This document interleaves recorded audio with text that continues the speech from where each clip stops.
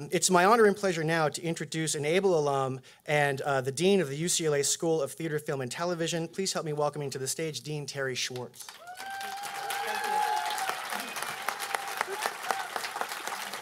I hear Priscilla yelling. Where are you, Priscilla? You're right here. Okay. I just have to take this in for a moment. I can't believe we're all here tonight. Okay. And actually, I'm just going to step down and let Priscilla come up and talk. So, okay. All right. I know you would. That's why I said it. Well, thank you for that wonderful introduction. It is such a great honor to be here tonight to welcome all of you. I just have to look around here, all of you, to this very special tribute to honor our dear friend and colleague and all of the Abel associates, but most especially Bob Abel. And I cannot tell you how much it means to me to be here tonight.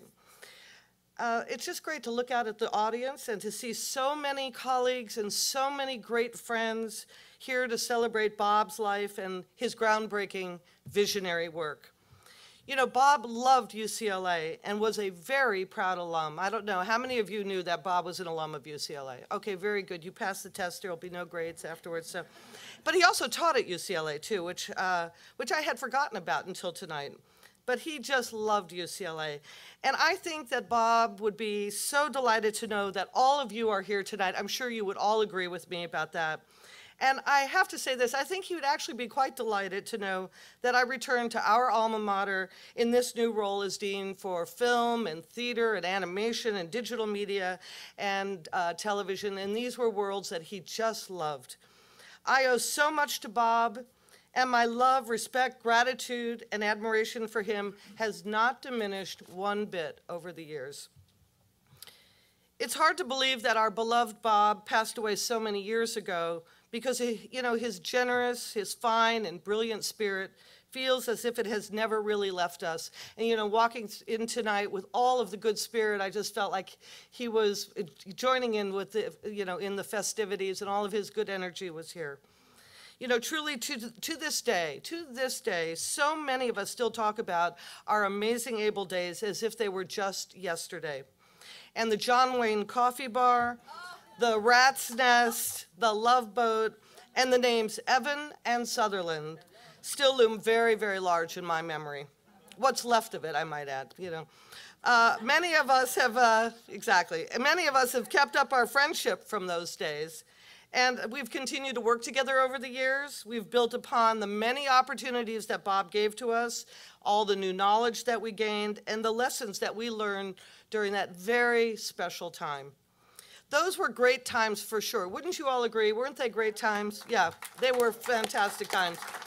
And they were ones that I don't think could ever be replicated, as they were not only uniquely grounded in Bob's singular genius and his pioneering ways, but they were also rooted in a dynamic time of invention and innovation all around the intersection of live action, animation, and new digital technology, and how they all came together in the service of great visual storytelling. Bob was a consummate storyteller, and I think we would all agree that he was a great storyteller. The first time I met him, everybody's laughing in the back, but we all know Bob was an amazing storyteller. The first time I met him, it was quite by chance, it was quite by accident. Priscilla was the receptionist at that time, and a friend of my dad's knew a friend of Bob's family, and they said, you guys have to meet. So I went over to the Abel offices on the corner of Romaine and Highland, the great building there, and I had an appointment at a certain time, and I wound up sitting in the lobby for 2 hours, and Priscilla, though, regaled me with doing cha-cha dance moves at the receptionist desk. And I don't know what compelled me to sit there for 2 hours. I mean, this is before iPads and iPhones, and there was nobody to text and nothing to basically, occupy my time except for our dear Priscilla. So, but I did stay, and I am so glad that I stayed, because when I finally met Bob, I walked into that inner sanctum, into that office that none of us could forget. And we talked for 3 straight hours, and he regaled me with his encyclopedic knowledge and with stories about art and artists and filmmaking and classic movies and music and technology and animation and architecture. Charles Moore was building his house at the time, and we talked about it. He was my favorite architect, and we talked about architecture and culture and shopping and, and our love for UCLA and travel and family and friendships and sports and sports cars. And, you know, I even found out at that time that we went to the same high school and that my sister knew his sister. And at the end of those 3 hours, my head was spinning. I said, who on earth was that? I just couldn't believe that I met somebody like Bob. I had never met anybody like him before. And the scope of his interests and his knowledge were truly astonishing. And his heart, well, his heart was as big as the sky. Bob was way ahead of his time. He was a true Renaissance man living in the modern world. His spirit was both of our time and I think beyond our times. And as a modern-day Pied Piper, he convinced all of us sitting here, to follow his happy and unique visionary trail. He challenged us to be our best selves and to believe that anything was possible, even the impossible. His passion and profound support for the visual and cinematic arts and for artists were simply unparalleled. His taste was refined, discerning, and deep, and his insights into the creative process were absolutely amazing, and I'm sure you would all agree. Bob's vision and dedication to nurturing and fostering experimentation and excellence, and let me underscore excellence, at all levels were without peer. And he encouraged creative freedom, which I just loved about him. Truly, Bob's mind, his heart, his spirit, his intuition were one of a kind. And I think they threw away the book when Bob passed on to whatever next exhilarating invention and whatever part of the universe he traveled to for his next adventure. You know, I would imagine it is a colorful, imaginative, inventive, innovative, exciting, vibrant, and really playful place, a joyful place that only Bob could conjure up. Perhaps he's walking the Levi's dog somewhere down a yellow brick road, or catching some effervescent 7-Up bubbles on the head of a pin. Perhaps he's assembling a band of angels to design a new animated logo for a political convention in the sky. Where's Clark Anderson? He was our resident logo maker for political conventions. Or perhaps the next time we see a double rainbow, it's Bob asking us what we think of his new amazing design. Well, you know, one will never know for sure. But what I do know is this, that Bob was a master artist, and as I said, a visionary and a pioneer, and most importantly, Bob was a great friend.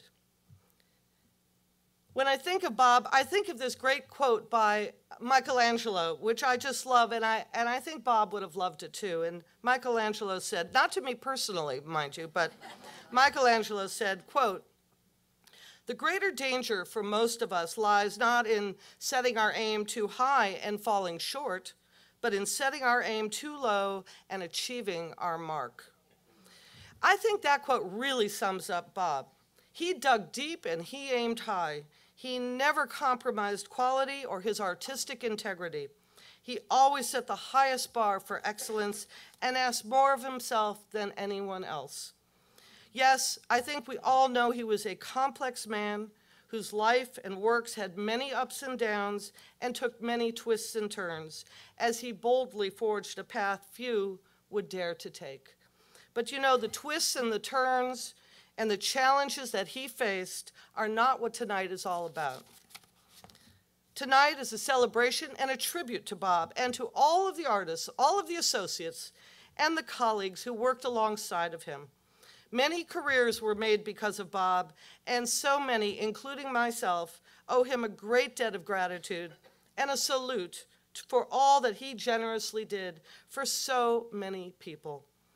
I do know for sure this one thing, that he loved to create and he loved all of you. Thank you to Kenny Merman and to Richard Taylor, Randy Roberts, to Mara Abel. Mara, you're looking more beautiful than ever.